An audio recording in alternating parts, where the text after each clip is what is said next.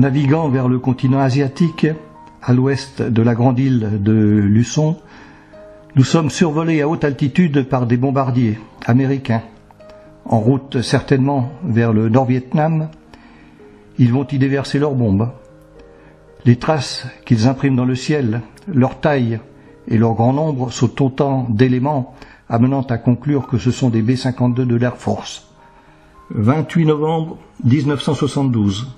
Le temps est gris et de gros nuages couleur d'encre habitent le ciel. Nous empruntons entre les îlots de la colonie le chenal qui doit nous conduire jusqu'à Victoria, la capitale de Hong Kong. La baie, bien protégée des houles du large, est sillonnée par des sampans, par des jonques et des ferries qui assurent les liaisons interinsulaires proches et aussi plus lointaines jusqu'à Macao.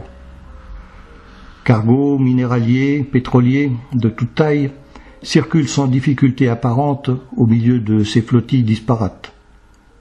Nous sommes au poste de manœuvre, et non loin de moi j'entends un ancien qui dit « Ah, au Japon, c'est encore pire. » Je pense que la circulation n'est déjà pas si anodine ici, c'est même très surprenant. Entre Victoria l'insulaire et Kowloon la continentale, le trafic s'intensifie, dominé par la navette incessante des ferries qui représente l'unique moyen de liaison entre les deux villes. Ici et plus loin, de nombreux bateaux de commerce sont au mouillage. Ils déchargent leur cargaison sur des barges ou encore directement dans la cale des caboteurs à marée à couple.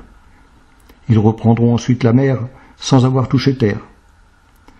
Des bateaux gris mouillent aussi près du rivage. C'est l'US Navy qui envoie en détente ici les équipages des bâtiments engagés au Vietnam.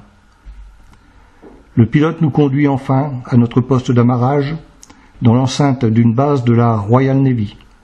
Dès notre arrivée à quai, nous sommes informés de l'éventualité d'une obligation pour nous d'appareiller en urgence si le typhon établi dans la région venait à menacer directement la colonie. Dans de telles circonstances, c'est au large qu'un bateau tel que le nôtre court le moins de risques. Finalement, le danger s'éloignant, nous restons à quai.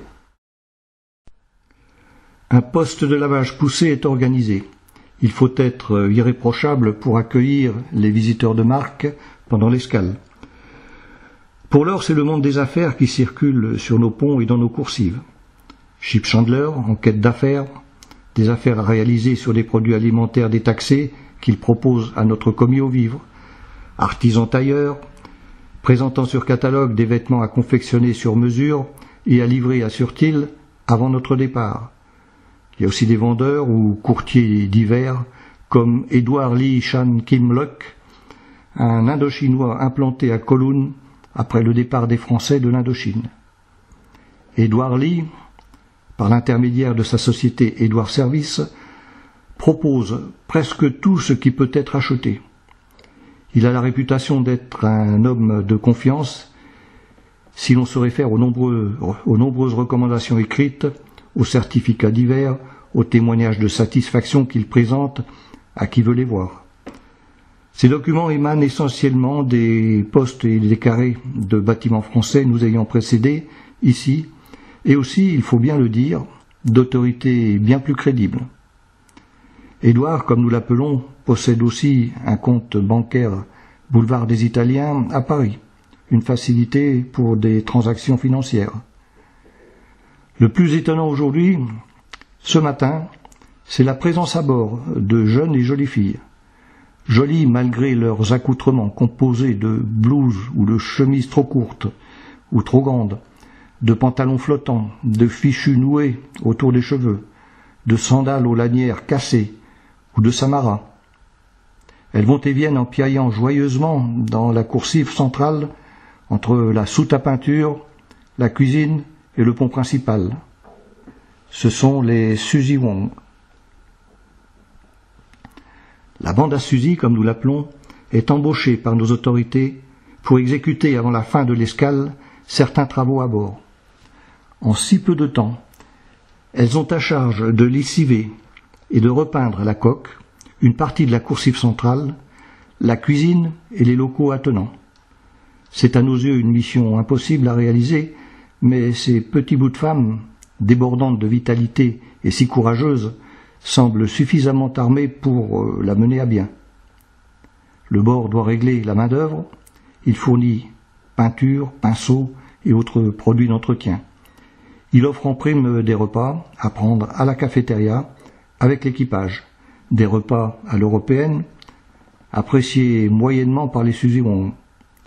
Alors, le commis aux vivres introduit quotidiennement au menu programmé, un supplément de riz. Nos pompons rouges draguent un peu auprès de ces charmantes hôtesses assises à leur côté. Ils oublient ou ignorent qu'ils ont affaire à des filles honnêtes. Les Suzy-Wong, issus de l'émigration chinoise, sont arrivés clandestinement par le fleuve ou par la mer, en famille ou seuls, souvent très jeunes, sans soutien, vulnérables et récupérés par des milieux pervers et mafieux. Elles se sont laissées exploiter pour subvenir à leurs plus élémentaires besoins. Suzy, elle-même confrontée autrefois à cet esclavage, a fondé son entreprise et propose à ces jeunes filles une alternative à la prostitution. Son affaire bénéficie aussi de recommandations sérieuses et justifiées. Ce matin du premier jour d'escale, je profite de l'opportunité qui m'est offerte d'acquérir à prix modique un vêtement chaud à confectionner par le tailleur installé dans notre poste. Au début de mars, je rentre en France et je n'ai pour l'heure que des vêtements légers, utilisés un 3 septembre lointain quand j'ai quitté la métropole pour Tahiti. J'opte pour un pardessus, malgré de grosses difficultés pour dénicher un modèle sur catalogue. Difficile aussi de trouver un tissu adapté. Pour les couleurs, je me réfère à une image. Un marron foncé me semble acceptable.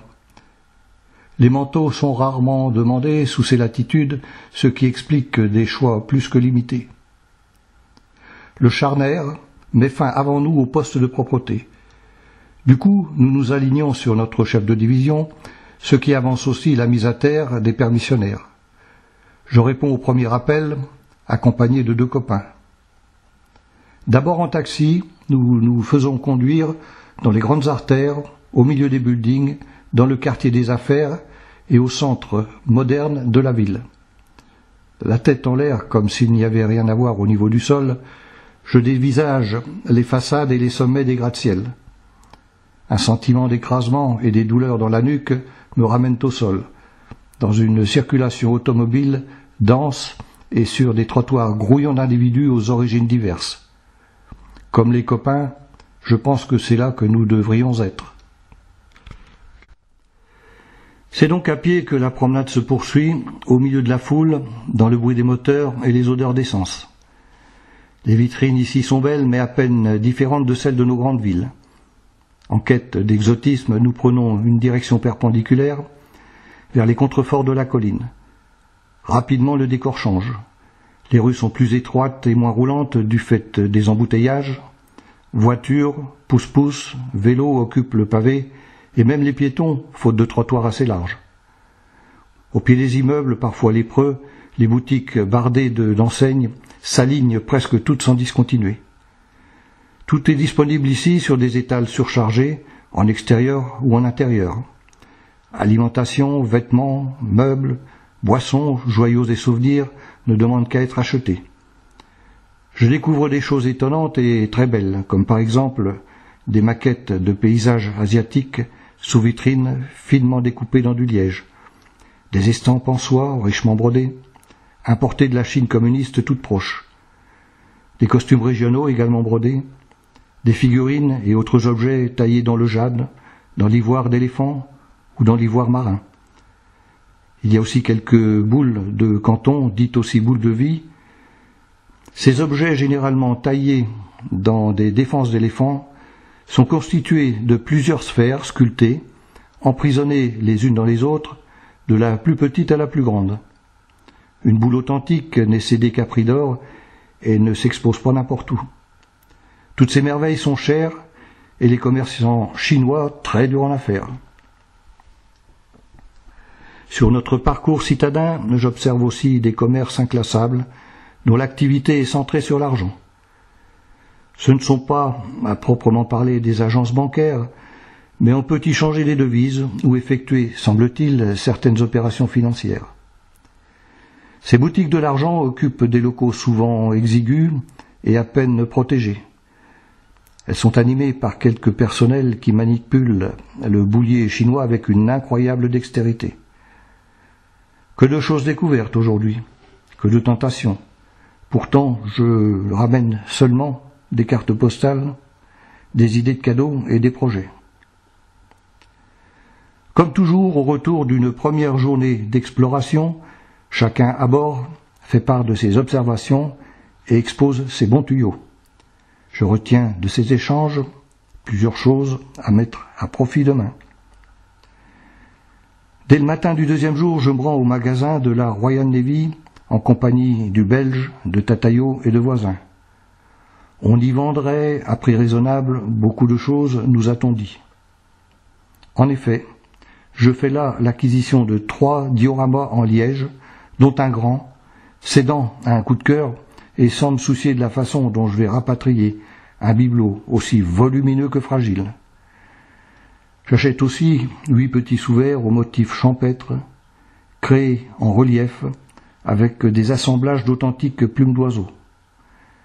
Toutes ces belles choses sont immédiatement mises en dépôt à bord, et c'est les mains libres que nous repartons après le repas de midi pris à bord. Nous marchons cette fois à l'opposé du centre de Victoria, dans des quartiers d'habitation pour émigrer. De hauts immeubles tous semblables, sans cachet et plutôt laids, s'entassent ici à flanc de collines.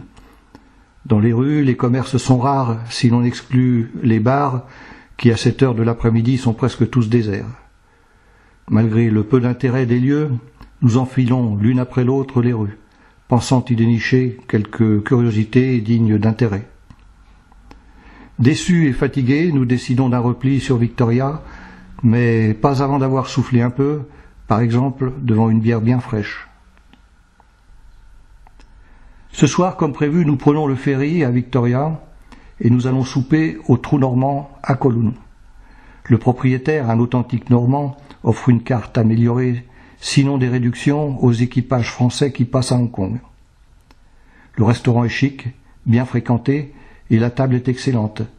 C'est un plaisir rare que celui de déguster une vraie cuisine de chez nous, si loin du pays. Avant de passer à table, nous avons trouvé porte close devant le siège de Édouard Service, une minuscule boutique difficile à repérer. La soirée se termine, tôt pour moi et pour Didier. Le Belge nous quitte au retour du continent en débarquant du ferry. Il entame alors seul une bordée qui, j'en suis sûr, ne prendra fin qu'au petit matin. Édouard, qui est présent à bord, nous confirme qu'il ouvre sa boutique, mais un peu à la demande. Il redit aussi être en mesure d'obtenir tout ce qui n'est pas stocké chez lui. Je m'informe donc sur les boules de vie, car j'aimerais en ramener un exemplaire. Il propose de m'en trouver une, authentique, mais il prend les devants en me donnant une fourchette de prix. Immédiatement, j'abandonne mon projet. Aujourd'hui, nous allons visiter Aberdeen. Le taxi nous dépose sur un quai au bord de la jetée qui protège la rade. De là, sur notre gauche, nous avons cette vue d'ensemble si souvent reprise dans les reportages, les encyclopédies et autres bouquins traitant du sujet. La surprise vient donc uniquement du fait de l'étendue de cette ville flottante. Pour nous imprégner du lieu, nous louons un sampan et son capitaine féminin, à qui nous demandons de nous guider au milieu de cet enchevêtrement, finalement pas si désordonné qu'il n'y paraît. Propulsés par une godille manuelle, nous circulons lentement entre jonques, sampans et autres rafiots, tous empilés à couple les uns des autres. Des canaux sont ainsi tracés, autorisant les déplacements internes et l'accès vers le large. On s'attendrait presque à trouver des feux tricolores aux intersections. Une vedette de surveillance, armée par des personnages en uniforme, nous croise. C'est la voiture de police adaptée à ce type d'agglomération, car ici tout flotte. Habitations, bien sûr, mais aussi des petits commerces, des bars, des hôtels, des maisons de jeu, des fumeries d'opium que certains à bord avouent avoir fréquentées. Les gens vivent et travaillent ici, il y règne une activité non négligeable autour des points d'approvisionnement du quotidien, autour de la pêche, ainsi que dans la périphérie d'un chantier de construction et de réparation navale. L'heure de location est déjà dépassée, comme nous le fait observer notre sympathique capitaine guide. À terre, le pourboire spontané que nous lui remettons semble compenser nos débordements d'horaire, car en retour nous obtenons sourire et courbettes appuyées.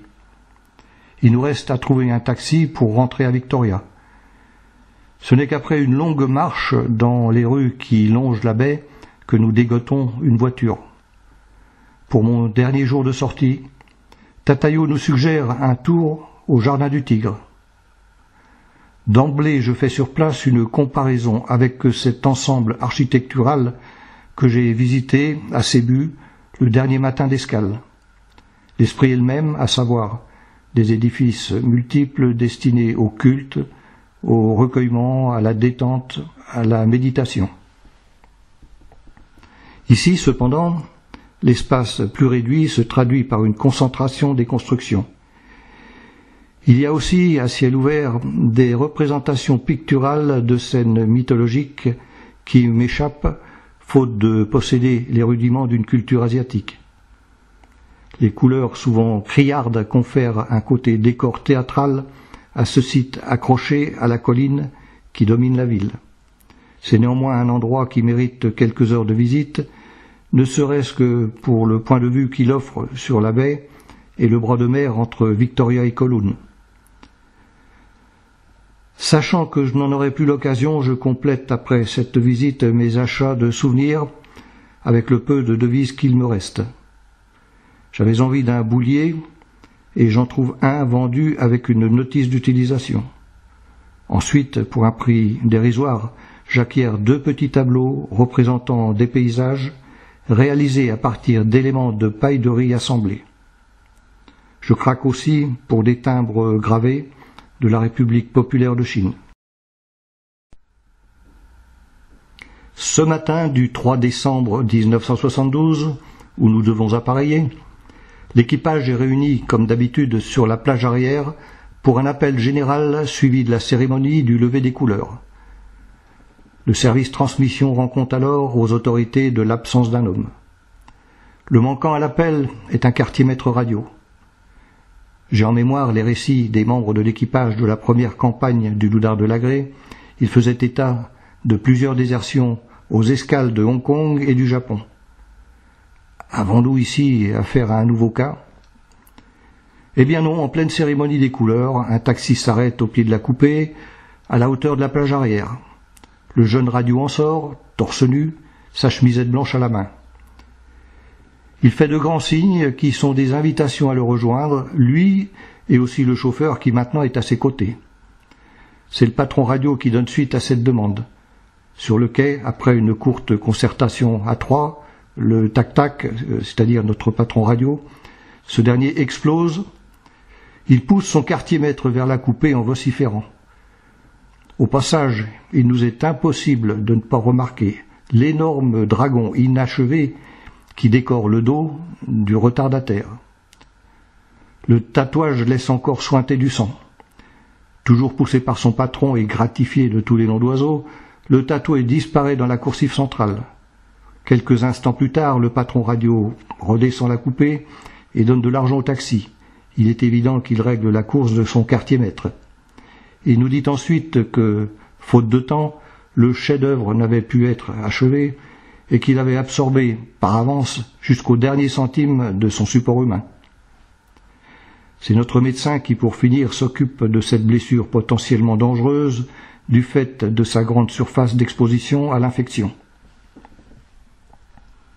1 heure avant l'appareillage, je suis livré de mon pardessus. Je n'y croyais plus trop. Après un bref essayage, il trouve sa place dans l'une de nos penderies collectives. Et puis, une fois la coupée rentrée et les haussières larguées, les 2 avisos glissent lentement dans le chenal vers les eaux libres du Pacifique Nord. les immeubles du quartier chinois qui s'éloignent apparaissent encore plus tristes. En route vers le Japon, pendant un quart au central opération, j'apprends que nous devions initialement transiter dans les eaux internationales entre la Chine continentale de Mao et l'île de Formose, dans le détroit du même nom. Pour des raisons de sécurité, nous évitons cette zone de conflit permanent entre l'État taïwanais et la République populaire de Chine, notamment au sujet des îles Quemoy. À l'est de l'île des nationalistes chinois, nos deux avisos font l'objet d'une surveillance ostensible. À plusieurs reprises, un avion taïwanais tourne autour de notre groupe à basse altitude et à faible distance. Nous poursuivons ensuite notre voyage le long du chapelet des îles d'Ippon jusqu'à Honshu la plus grande.